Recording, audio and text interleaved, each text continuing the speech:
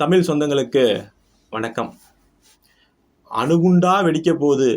நான் அப்படி ஒரு ஆதாரத்தை கொண்டு வந்திருக்கேன். பிஜேபிக்கும் எலெக்ஷன் கமிஷனுக்கும் அவ்வளோ பெரிய தொடர்பு இருக்கு, அவ்வளோ ஊழல் நடத்தியிருக்காங்க, அவ்வளோ பெரிய இர்ரெகுலாரிட்டிஸ் நடந்திருக்குன்னு ஆசைப்பட்டு வந்தாரு. அது புசுவானமா போய் போச்சு.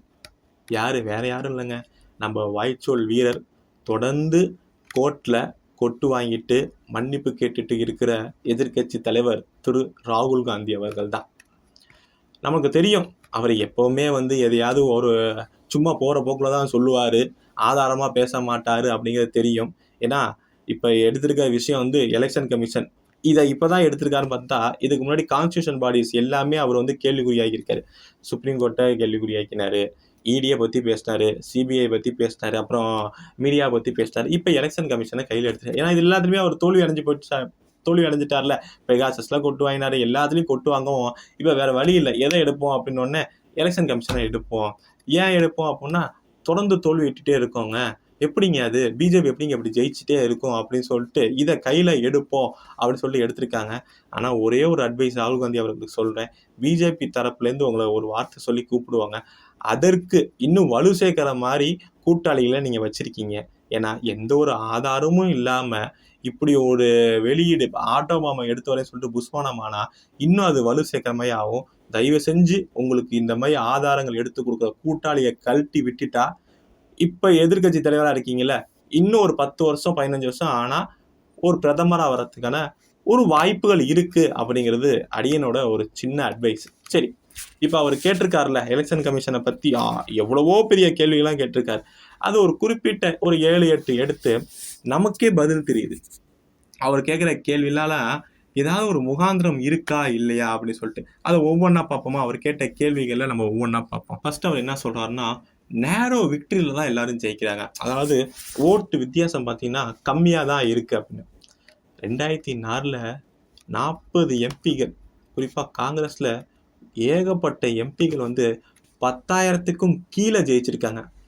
அதற்கு இன்னும் பெரிய நம்ம பாஷையில சொல்லணும், இன்னும் புரியுற மாதிரி சொல்லணும்னா, நம்ம உள்துறை அமைச்சரா ஃபினான்ஸ் மினிஸ்டரா இருந்தார்ல, வேஷ்டி சட்டை மட்டும் தான் போடுவார், ப. சிதம்பரம் அவர்களே பார்த்தீங்கன்னா 2009 3354 ஓட்டு வித்தியாசத்தை தான் ஜெயிச்சிருக்காரு. அந்த கேஸ் நம்ம பார்த்துருப்போம். அதில் ஏகப்பட்ட ஜெயிச்சதுலேயே இது நடந்திருக்கு, முறைகேடு நடந்திருக்குன்னு சொல்லிட்டு அப்பயே கேஸ் போட்டாங்க. பட் அவர் ஜெயிச்சதும் 3354 ஓட்டில் தான். இப்போ இந்த நேரோ விக்ட்ரி இவங்களுக்கு பொருந்தாதா? இது ஒரு புஷ்வானமாகி போச்சா? அடுத்தது அந்த ஃபேஸஸ், அந்த போலிங்லாம் பார்த்தீங்கன்னா ஃபேஸஸாக நடத்துகிறாங்க, அது ஒரு பெரிய சந்தேகம், அதில் தான் குளறுபடி நடக்குதுங்கிறாங்க. ஃபஸ்ட்டு எலெக்ஷன் அவங்க தாத்தா நேரு அவர்கள் நடத்துகிறப்ப 68 ஃபேஸஸில் நடந்திருக்குங்க.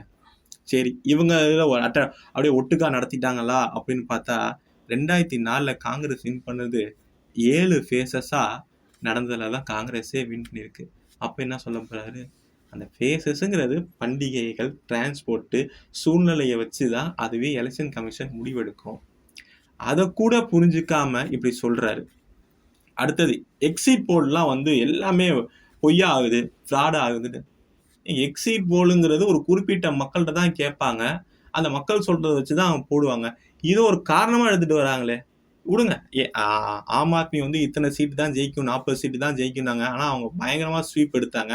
அதே மாதிரி 2004 வாஜ்பாய் அரசாங்கம் 200 மேலே 280 அப்படி இப்படின்னாங்க, ஆனால் அவர் எடுத்தது எவ்வளோங்கிறது தெரியும். அதை விடுங்க. 2011 அப்புறம் 16 ஏடிஎம்கே வரவே வராது, திமுக தான் ஜெயிக்கும்னாங்க. 12 மணி வரையும் எலெக்ஷன் ரிசல்ட் வரப்ப எல்லா மீடியாவும் எங்கே போய் இருந்தாங்க? அதுக்கப்புறம் ஒரு மத்தியானத்துக்கு அப்புறம் ரிசல்ட் மாறின அப்புறம் மீடியா வந்த அப்புறம் அப்போ இருந்த முன்னாள் முதல்வர் அம்மையார் ஜெயலலிதா அவர்கள் எப்படி மீடியாவை நடத்தினாங்கிறது கொஞ்சம் பழைய டெலிகாஸ்ட்டை பார்த்தா தெரியும். இது என்ன சொல்லுவீங்க? எக்ஸிட் போல்லாம் ஒரு ரீசனாக கொண்டு வரீங்களே, சிரிப்பாக இருக்குது. அடுத்தது இன்னொன்று என்ன சொல்கிறாருன்னா, நியூ ஓட்டர்ஸ்லாம் அதிகமாக இருக்காங்க, ஒரு பாப்புலேஷன் இன்க்ரீஸ் ஆகிட்டே இருக்குது. அப்புறம் பசங்க 15, 16லேருந்து அப்படியே 18 வயசு போவாங்க, என்ரோல்மெண்ட் பண்ணுவாங்க. அது ஒரு ரிஜிஸ்ட்ரேஷன் அதிகமாக இருக்கனால நியூ ஓட்டர்ஸ் அதிகமாக தான் இருப்பாங்க. இதில் என்ன சந்தேகம் அப்படிங்கிறது தெரியல. குறிப்பாக இவர் சொல்ற நியூ ஓட்டர்ஸ் அதிகமா இருக்கு, அதுலதான் பெரிய தில்லுமுள்ளு நடக்குதுன்னு சொல்றாருல, இவர் இருந்த ஆட்சியில இப்ப அது உதாரணமா எடுத்துப்போம். மகாராஷ்டிரால இப்ப பிஜேபி ஜெயிச்சிருக்குல்ல, போன வருஷத்துக்கும் இந்த வருஷத்துக்கும் அந்த நியூ ஓட்டர்ஸ் இன்க்ரீஸ் இருக்குல்ல, அது 2004 காங்கிரஸ் அரசாங்கம் இருந்தது பார்த்தீங்களா, ஜெயிச்சாங்கல்ல, அதை விட இன்க்ரீஸ் ஆனது கம்மி. இப்ப என்ன சொல்லுவீங்க, நாங்க அதிகமா இருந்துச்சு இப்ப கம்மியா இருக்கே, அப்ப அத தோல்வின்னு ஒத்துப்பீங்களா? அப்ப போகஸ் நடந்ததுன்னு உங்க ஆட்சியில நீங்க ஜெயிச்சப்ப போகஸ் நடந்ததுன்னு நீங்க ஒத்துக்கிறீங்களா? என்ன சொல்ல வரீங்க? அடுத்தது மோர் ஓட்டர்ஸ் தேன் பாப்புலேஷன், அதாவது பாப்புலேஷனோட ஓட்டர்ஸ் அதிகமா இருக்காங்கன்னு. அந்த குளறுபடியை தான் இப்ப சாருங்கிறத வந்து அவ்வளோ பெரிய இது வந்து நடவடிக்கை நடந்துகிட்டு இருக்கு பீகார்ல. இன்னொன்னு, மைக்ரேஷன், எத்தனை பேர் புலம்பெயர்ந்து வராங்க, பாப்புலேஷன் growth எவ்வளோ நடக்குது, இந்த புரிதல் இருந்தாலே தெரியும் எப்படி ஓட்டர்ஸ் அதிகமா இருப்பாங்க அப்படிங்கிறது. இதை குளறுபடிக்கு தான் சாருங்கிற நடவடிக்கை வந்து பீகார் நடந்துகிட்டு இருக்கு. இன்னொன்னு, அந்த சாருங்கிற நடவடிக்கைக்கு எலெக்ஷன் கமிஷன் கேட்டிருக்கப்ப பீகார் லிஸ்ட்ல பண்றப்ப எந்த ஒரு கட்சியும் அப்ஜெக்ஷன் தெரிவிக்கவே இல்லை. அது எலெக்ஷன் கமிஷனே வந்து ஆதாரத்தோட வெளியிட்டிருக்கு. சரிங்களா, இதுவும் புஸ்வானம் ஆகி போச்சா. அடுத்த புஸ்வானம் என்னன்னா, 5 மணிக்கு மேல பயங்கரமா ஓட்டிங் நடக்குதுங்க அப்படின்னு இவர் சொல்றாரு. ஆனா இவர் எடுக்கிறது எல்லாமே எதுல இருந்து பாத்தீங்கன்னா, அவர் தனியா எடுக்கல, எலெக்ஷன் கமிஷன்ல இருந்து என்ன இருக்கோ அதை தான் எடுத்து நான் உங்கள்ட்ட காமிக்கிறேங்கிறாரு. அதே எலெக்ஷன் கமிஷன்ல போய் பார்த்தா நமக்கு நல்லா தெரியும், 5 மணிக்கு மேல போலிங் வந்து டிக்ரீஸ் ஆயிருக்கு அப்படிங்கிறாங்க. கம்மியாகுது 5 மணிக்கு மேல அப்படின்னு சொல்லிட்டு எலெக்ஷன் கமிஷனோட ஆதாரப்பூர்வமா அவங்க இதுலயே இருக்கு. இதோட இன்னொன்னு என்ன சொல்றாங்கன்னா, டிஜிட்டல் ஹைடு பண்றாங்க, நிறைய வந்து மறைக்கிறாங்க எலெக்ஷன் கமிஷன் வந்து அந்த ரோல்ஸ் எல்லாம் அப்படிங்கிறாங்க. எல்லா பார்ட்டியும் ஒரு பூத் ஏஜென்ட் ஒன்று வச்சிருப்பாங்க. அப்படி இவர் சொல்ற மாதிரி டிஜிட்டல் ரோல் ஹைட் பண்ண முடியும் அப்படின்னா, பூத் ஏஜென்ட் எல்லாருமே அந்த எலெக்ஷன் முடிஞ்சு போலிங் முடிஞ்சோடனே 17C ஃபார்ம் அப்படின்னு சொல்லிட்டு கையெழுத்து போட்டு வாங்குவாங்க. அப்ப பிரச்சனை பண்ணிருக்கலாமே. அதுக்கப்புறம் பிரச்சனை எந்த ஒரு காங்கிரஸ் நிர்வாகியோ யாராவது பூத் ஏஜென்ட் வந்து பிரச்சனை பண்ணாங்களா, இங்க பாருங்க இவ்வளோ ஒரு தில்லுமுள்ள நடந்திருக்கு அப்படின்னு சொல்லிட்டு எந்த ஒரு காங்கிரஸ் சேர்ந்த பூத் ஏஜென்ட்டும் பிரச்சனை பண்ணவே இல்லையே, ஏங்க அப்புறம் பண்ணல? இத்தனை வருஷம் ஆச்சா நீங்க கண்டுபிடிக்கிறதுக்கு இவ்வளோ எலெக்ஷன் கமிஷன் தில்லுமுள்ள நடந்திருக்குன்னு கையெழுத்து போட்டு உங்களால குறுகிய காலத்துல கண்டுபிடிக்க முடியவே இல்லையா? இதுவும் புஸ்வானம். அடுத்தது, சிசிடிவிலாம் வந்து பிளாக் பண்ணிடுறாங்கன்னு காங்கிரஸ் அரசாங்கம் லா பாஸ் பண்ணியிருக்காங்க.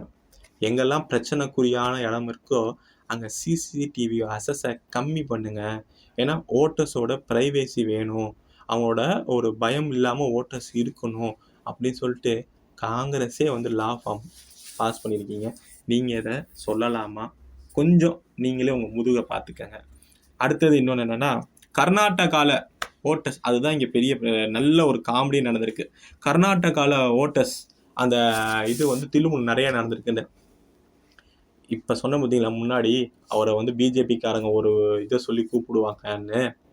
ஏன் அப்படின்னா, கர்நாடகாவில் யார் ஆட்சியில் இருந்தா இதுக்கு முன்னாடி, யாரோட ஆட்சியில் வந்து எலெக்ஷன் ஓட்டர்ஸ் லிஸ்ட் வந்து தயாரிக்கப்பட்டது?